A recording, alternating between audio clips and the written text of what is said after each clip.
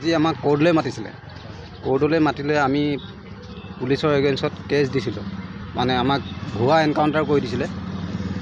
তাৰপিছত এই কেছটো আমাক একো নুসুধিলে, একো নজনালে। তাৰপিছত ডিছমিছ কৰি দিলে কেছটো। পুলিচৰ ওপৰত আছে মৃণাল ডেকা। তাৰপিছত একো সোধা নাই, ডিছমিছ কৰি দিলে। আৰু মানে 22 তাৰিখে আমাক মাতি কিনে জুডিচিয়েল মেজিষ্ট্ৰেটে আনঅফিচিয়েলি তাৰ চেম্বাৰত মাতি মানে পইচা অফাৰ কৰিছিলে 30 লাখ টকা।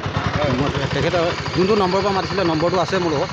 লাষ্টত তেখেতৰ মেজিষ্ট্ৰেটৰ নম্বৰটো আমাক শ্বেয়াৰ কৰি দিছিলে যে কিবা থাকিলে চিন্তা কৰি কিনে ফোন কৰিব দিছিলে। পইচা অফাৰ দিছিলে 30 লাখকৈ। নম্বৰটো আছে, যোনটো নম্বৰৰ পৰা ফোন কৰি মাতিছে।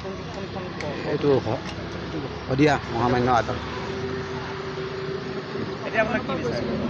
আমাৰ উচিত ন্যায়টো লাগে আৰু ঘৰলৈ পুলিচো গৈছিলে, বিশ্বনাথৰ ঘৰলৈ মহেশ সোণোৱাল বুলি আমাৰ পুলিচজনো গৈছিলে। এইটো কিবা মিলাবলৈ আৰু 23 ডিচেম্বৰ 23 তাৰিখ আছিলে, 23 চনৰ 23 তাৰিখে আছিলে। আমি ফুৰিব গৈছিলোঁ। ফুৰিব গৈ আমাৰ গাড়ীখন তেল শেষত আমি তাত শুই আছিলোঁ। তাৰপিছত আৰ্মীয়ে লৈ গৈ আৰ্মী কেম্পত থ'লে। তাতে বহি মেলি আমি তাতে বহালে, আৰ্মী একো নকৰিলে। আৰু এছ পিয়ে গৈ কিনি শদিয়া এছ পি মৃণাল ডেকা তেখেতে গৈ কিনে আমাক তাৰপৰা লৈ আহি হাঁহ কাটি যাবত তললৈ মুখ কৰি এটাকৈ তললৈ মুখ কৰি আমাক গুলিয়াই দিছে। মৃণাল ডেকাই গুলিয়াই দিছে। সেইটো কাৰণে কেছ দিছিলোঁ আমি তাত মৃণাল ডেকাৰ ওপৰত। এতিয়া কেছটো মানে কি হ'ল, আজি আমাক 3 দিন কোৰ্টলৈ মাতিলে।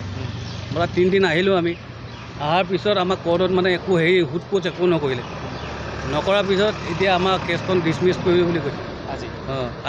আজি ডেটত কৈছে ডিছমিছ কৰিলে। আমি এতিয়া আমাক উচিত ন্যায়টো লাগে। আমাক একো নুসুধাকৈ একো নকৰাকৈ কেনেকৈ কেছখন ডিছমিছ হ'ব।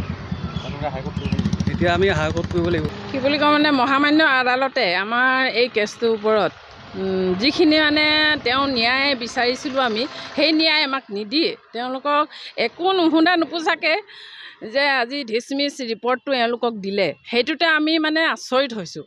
তেওঁলোকক একো নুসুধা নুপুচাকৈ যে তেওঁলোকে এটা অৰ্ডাৰ উলিয়াই দিব পাৰে, প্ৰশাসনৰ যে এনেকুৱা এটা নিয়ম আছে আমি সেইটো গম পোৱা নাছিলোঁ।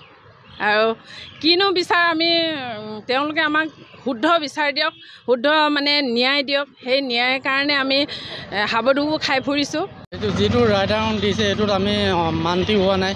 আমাক বিচাৰ কৰিব লাগে, ভালকৈ বিচাৰ কৰিব লাগে। সেইটোৱে আমাৰ এনেকৈ আমাক ভোট পোজ নোকোৱাকৈ কেনেকৈ সিহঁতে সিদ্ধান্ত এটা ল'ব পাৰিলে, নহয় জানো? আমাক সোধা পোজা কৰিব লাগিছিলে। আমিতো কেছটো উঠাই দিয়া নাই, হেৰি কৰা নাই। ঘটনাটো আমাৰ হাঁহখাতি ৰিজাৰ্ভত মৃণাল ডেকাই এনকাউণ্টাৰ কৰিছিলে। সেইটো কেছটো আমি দিছিলোঁ। সেই কেছত আমি ইমান দিনৰ পৰা যুঁজি আছোঁ। কেছটো আমি শদিয়া কোৰ্টত আজি আমাক এই কেছটো ডিছমিছ হ'ল বুলি আমাক এই কাগজ এখন দিছে। সেইটোত আমি মান্তি হোৱা নাই। আমাক বিচাৰ কৰি দিব লাগে ভালকৈ, নহ'লে আমি হাইকোৰ্টলৈ যাবলৈ সাজি আছোঁ। সেইটোৱে। আৰু পুলিচো আমাক মানে মিলাই ল'বৰ কাৰণে, কেছটো উঠাই ল'বৰ কাৰণে বহুতবাৰ জোৰ কৰি আছিলে।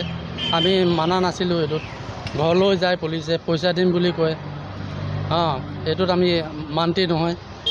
সেইটো কাৰণে অসম চৰকাৰক আমি আমাৰ এই কেছটোৰ ওপৰত মীমাংসা কৰিবলৈ অনুৰোধ কৰিছোঁ।